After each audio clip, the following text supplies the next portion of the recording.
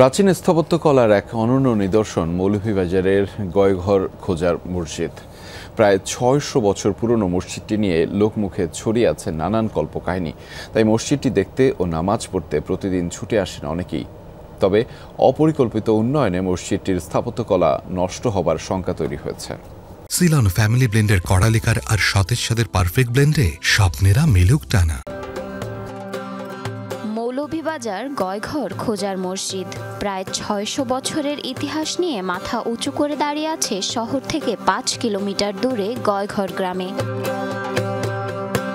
প্রাচীন শিলালিপি থেকে জানা যায়, সুলতান মাহমুদ শাহের প্রপৌত্র সুলতান শামসুদ্দিন ইউসুফ শাহের বিখ্যাত মন্ত্রী ছিলেন মসজিদ আলম। ১৪৭৬ খ্রিস্টাব্দে তিনি নির্মাণ করেন খোজার মসজিদ। ওয়াকফ প্রশাসকের মাধ্যমে পরিচালিত মসজিদটির দৈর্ঘ্য ও প্রস্থ সমান ২৪ হাত। মূল গম্বুজটি ১৮ ফুট উঁচু। ভেতরে প্রবেশের জন্য রয়েছে ৩টি বড় ও ৬টি ছোট দরজা। এটা তো এটা পাহাড়ে পরিণত আছিল। এটা আজম শাহ রহমতুল্লাহ আলাই একজন ফির আসলা, আউলিয়া আসলা, একজন ফির আসলা, তাই এখানে আইয়া এখানে জঙ্গল চাপ পড়ছইন।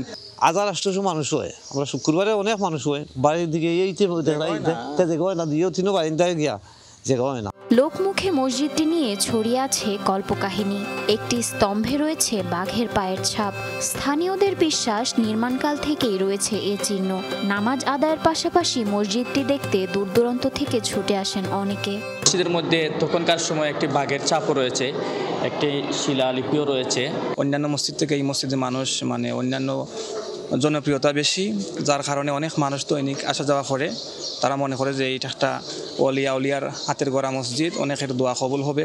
ধীরে ধীরে মানুষের সংখ্যা বৃদ্ধি পাওয়ায় স্থানীয়ভাবে সংস্কার ও একটি কক্ষ বাড়ানো হয়। স্থাপত্য কলার রীতিনীতি মেনে পরিসর আরও বড় করার দাবি সচেতন মহলের। জারিন অর্নি, যমুনা নিউজ।